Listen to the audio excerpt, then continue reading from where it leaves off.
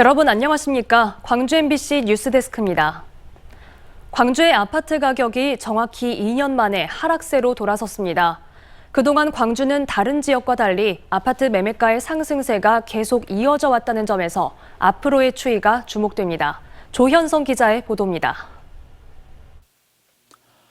한국부동산원이 매주 발표하는 전국 아파트 가격 동향 자료에서 광주의 아파트 매매 가격 지수가 0.01% 하락했습니다. 광주의 아파트 매매가 지수는 지난 2020년 7월 첫째 주 이후 104주 연속 상승세를 보이다가 지난주에 끝내 하락세로 전환한 것입니다. 같은 기간 수도권은 물론 대구와 대전, 인천 등에서는 이미 아파트 가격이 하락 추세를 보여온 지 오래입니다. 기저가 변곡점을 지나서 이제 하향 추세로 돌아갔다라고 봐야죠. 그래서 지금 전세 물량이 엄청 쌓이고 있거든요. 광주의 아파트 시장이 최고점을 찍었다는 지표는 또 있습니다.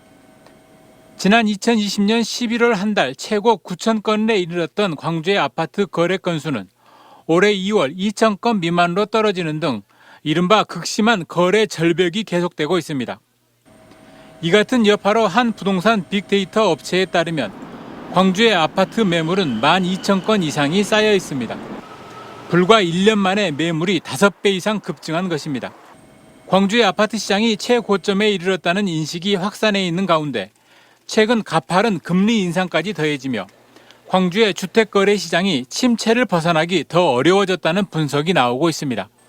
MBC 뉴스 조현성입니다. 땀과 실력으로 평가받는 체육계는 어떤 곳보다 공정해야 합니다.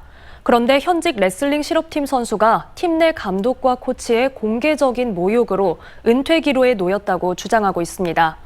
이 선수를 포함해 이미 은퇴한 선수들도 해당 지도자들이 오랫동안 무소불위의 권력을 행사하고 있다며 목소리를 내고 있습니다. 우종훈 기자가 취재했습니다. 대학 졸업 후 올해부터 광주시 체육회 소속 레슬링팀이 된 선수. 광주에서 중고등학교를 나온 이 선수는 전국 규모 대회에서 14번 우승한 유망주였습니다. 아주 훌륭한 선수로 자라나고 있습니다. 12대2 테크니컬 폴승으로 금메달을 차지했습니다.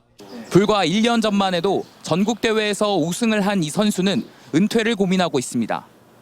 본인이 소속된 광주시 체육회의 지도자가 없어 광주 또 다른 실업팀인 남구청 감독과 코치의 지도를 받으며 합숙했는데 감독이 원하는 선수가 아니었다는 이유로 입단 초기부터 지도자로부터 차별받았다고 주장합니다. 경량급 선수임에도 초중량급 선수와 연습 시합을 강요받으며 부상 위험에 놓였고 이를 영상으로 촬영해 선수들과 돌려보는 등 공개적인 모욕을 당했다는 겁니다. 한 번 더 합시다 그래. 한 번 더 할까? 다음에 한 번 더 합시다 그래. 내가 장난감인가 이런 생각도 좀 많이 들어오기도 했고 나도 이제 월급 받고 선수 생활하는 선수인데 왜 나 이런 차별받고 해야 하는지도 모르겠고. 광주에 두 곳 있는 레슬링 실업팀을 이끌고 있는 남구청 감독과 코치는 선수 선발과 운영을 모두 맡고 있습니다.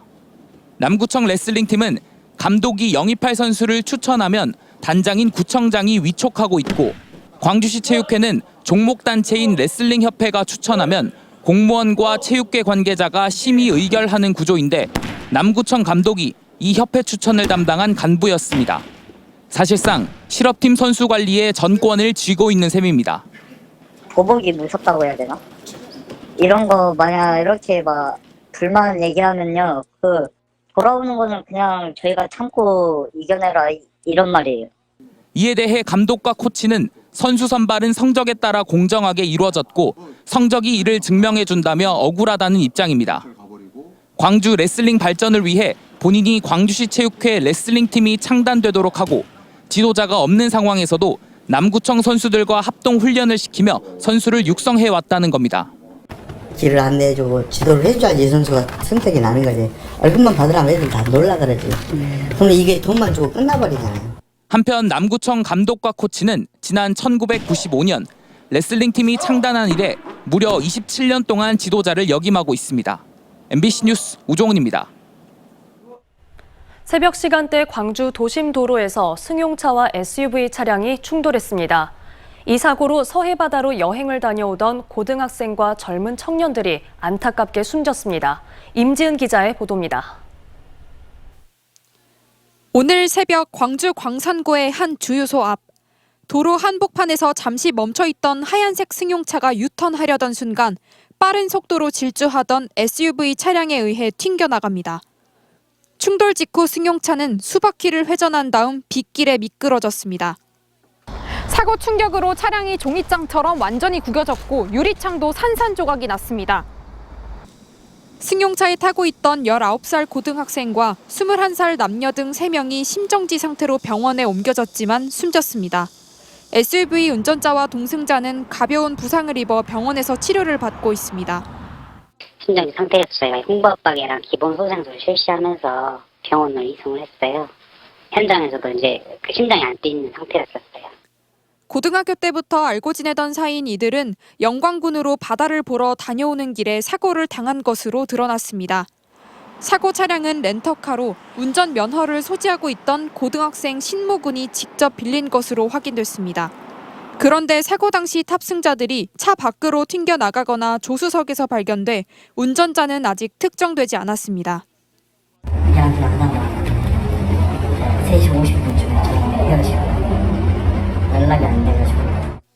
사망자의 음주 여부는 일주일 이후에 결과가 나올 예정이고 SUV 운전자는 음주 상태는 아니었던 것으로 알려졌습니다.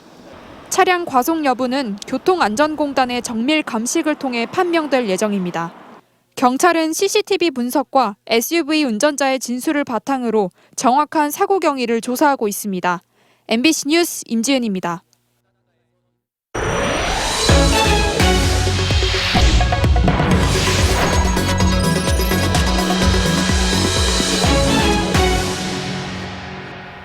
무안국제공항에서 베트남으로 향하는 전세기가 이륙하는 등 국제선 운항이 본격 재개됐습니다.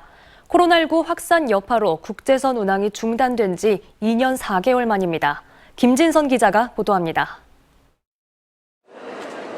이른 아침 무안국제공항 여객청사가 오랜만에 인파로 북적입니다. 체크인 카운터에는 탑승 수속을 밟는 승객들의 줄이 길게 늘어섰습니다.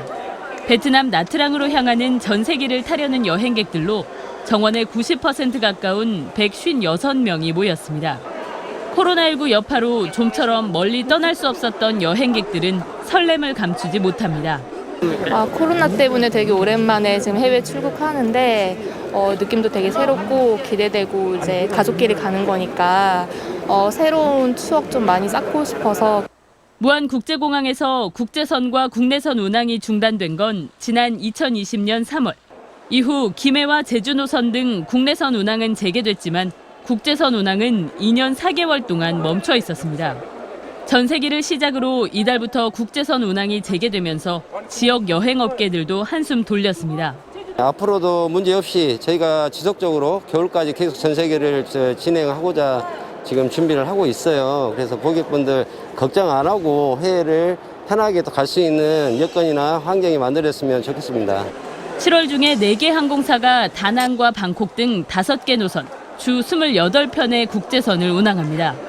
국제선 재개에 대비해 주차장 증설, 청사 리모델링 등 편의시설을 확충해온 전라남도는 항공사 재정 지원 확대를 통한 신규 노선 유치에도 나섭니다. 우리 무안국제공항은 산항권, 우리 국토 산항권의 관문공항입니다. 우리 지역민들이 많이 이용해 주시고 또 그래야지만 발전할 수 있습니다. 한편 재개 첫날 첫 항공편은 동남아로 향하는 비행기가 많아 1시간 이상 이륙이 지연되기도 했습니다. MBC 뉴스 김진선입니다. 더불어민주당 대표 선거에 출마한 박용진 의원이 작심 발언을 쏟아내며 이재명 의원의 출마를 거듭 비판했습니다. 그러면서 계파가 없는 자신이 민주당의 변화와 혁신을 이끌 적임자라며 광주의 전략적인 선택을 호소했습니다. 한신구 기자의 보도입니다. 대선과 지방선거에서 연패한 장수가 또다시 패배의 기운을 싹 틔우고 있다. 더불어민주당 대표 선거에 출마한 박용진 의원은 경쟁자인 이재명 의원의 당권 도전에 대해서 이렇게 날을 세웠습니다.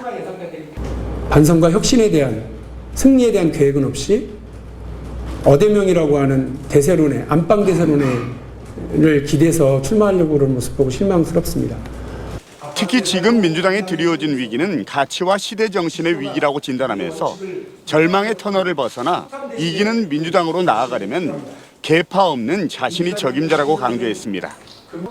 박 의원은 특히 이재명 의원이 출마 선언을 늦추고 명분만 쌓아가고 있다며 거듭 비판하면서 컷오프 전후에 상관없이 97그룹을 비롯한 당대표에 출마하는 모든 후보와 단일화의 문을 열어놓고 있다고 밝혔습니다. 가치와 그 비전을 합의해서 단일화가 만들어지면 1대1 구도가 만들어지게 되면 저는 대이변은 시작될 거라고 생각하고 있습니다. 지난 지방선거 광주의 낮은 투표율은 호남 기득권에 안주하는 민주당에 대한 비판이자 변화와 혁신에 대한 갈망이라며 진보와 중도 보수 모두에게 지지를 받는 민주당으로 바꿀 자신에게 광주가 전략적 선택을 해달라고 호소했습니다. MBC 뉴스 한신구입니다. 5.18 기념재단과 5월 단체가 5.18 정신 헌법 전문 수록을 주제로 세미나를 가졌습니다. 5.18 기념문화센터에서 열린 세미나에선 지난 20대 대선 주요 후보들의 공약이 5.18 정신을 헌법 전문에 싣는 것이었다며 개헌을 추진하기에 적기라는 의견이 모아졌습니다. 이번 세미나는 5.18 정신의 역사성과 철학, 5.18의 헌정적 가치, 민주주의와 5.18 정신이라는 주제로 발제와 토론이 진행됐습니다.